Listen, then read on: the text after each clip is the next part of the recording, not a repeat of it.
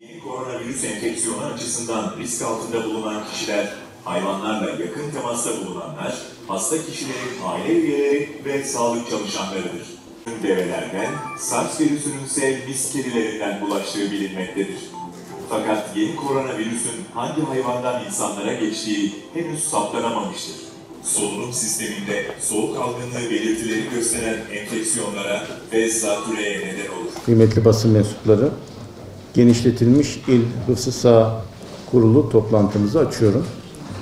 Bu toplantımızda İl Hıfzı Sağ Kurulumuzun üyelerinin yanında diğer paydaşlarımızı da çağırdık. Bu arada ilçe Hıfzı Sağ Kurulumuzun başkanları, yani kaymakamlarımız da buradalar.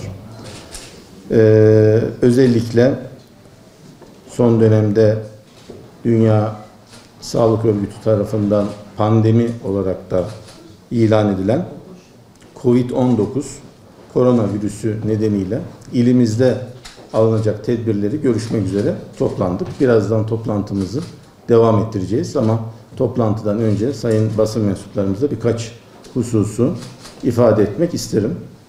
Öncelikle maalesef Batman'da bir şeytani dürtüyle hareket eden bir sosyal medya fitnesi dolaşıyor. Bunu anlamakta ben zorlanıyorum. Bu işten niye zevk duyar bir insan? Bunu anlamak mümkün değil. Bugün yine bizim valilik logomuzu kopyalayarak naylon bir Twitter hesabıyla Batman'da sanki valilik basın duyurusuymuş gibi böyle bir süs vererek Batman'da 3 adet koronavirüsü görüldü. İşte geçmiş olsun falan diye bozuk bir Türkçeyle de tekrardan, ki öyle bir kelime yok Türkçemizde, gibi ifadelerle böyle sosyal medyada bunu yaymaya çalışmışlar. Bununla ilgili Sayın Başsavcımız da burada. Adli süreçte kendileri başlattılar.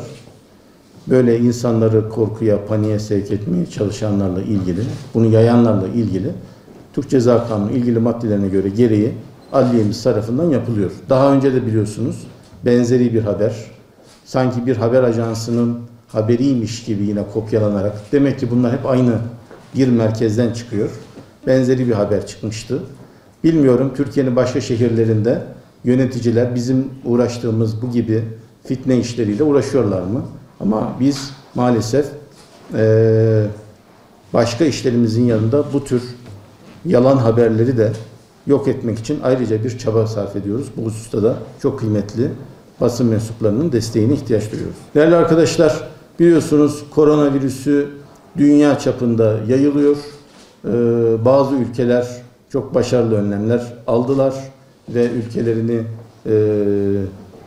olabildiğince az hasarla bu süreci sürdürmeye, geçirmeye çalışıyorlar. Bazı ülkeler geç kaldılar, sonuçları da ağır oldu. Bizler süreci başarılı yöneten ülkelerden bir tanesiyiz. Sağlık Bakanlığımızın öncülüğünde tüm bakanlıklarımız son derece titiz bir çalışma yapıyorlar. Bizler de ilimiz özelinde bu çalışmaları, hükümetimizin emirlerini titizlikle uyuyoruz. Bu işin kesinlikle vatandaş boyutu var. Kesinlikle vatandaşlarımızın yapması gereken hususlar var. Bu hususta özellikle Batman özelinde birkaç dikkati vermemiz gereken hususu sizinle paylaşmak istiyorum. Dün akşam ben bir düğüne gittim. Düğün gayet kalabalıktı. Ve çok yakın temas halinde insanlar eğleniyordu. Bu riskli bir durum. Oradan çıktım, eve doğru gelirken Beşiktaş Galatasaray maçı varmış. Bütün kafeler, çay ocakları ağzına kadar doluydu. Yine üst üste insanlar maç seyrediyordu. Aynı şekilde taziye evleri, benzeri görüntüler, kafeler, lokantalar aynı şekilde. Okullar tatil oldu, çocuklarımız sokaklarda, sanki bu bir kar tatili gibi eğlenme içerisindeler. Durum bu değil değerli arkadaşlar. Bizler kişisel olarak yapmamız gerekenler var. öncelikle zorda kalmadıktan sonra evden dışarı çıkmayacağız. Çocuklarımızı da bu anlamda korumak durumundayız. Ayrıca taziyelerde kişisel hijyene, taziye evlerinin kendi hijyenine, düğünlerde mümkünse eğer imkanı varsa düğünleri erteleyelim. İmkanı yoksa da hijyene dikkat eder şekilde kişisel mesafelerimizi, yani o 1 metrelik mesafeye olabildiğince uymaya çalışalım.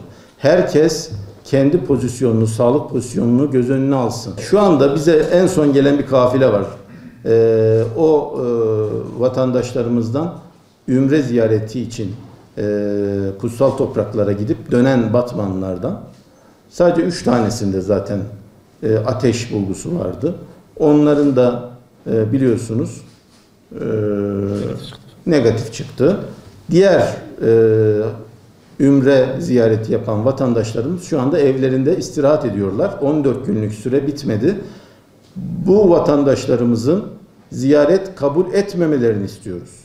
Ve ümreye giden vatandaşlarımızın evlerinden çıkmamalarını istiyoruz. Ve onları da lütfen ziyarete gitmeyin. 14 günlük süre bitene kadar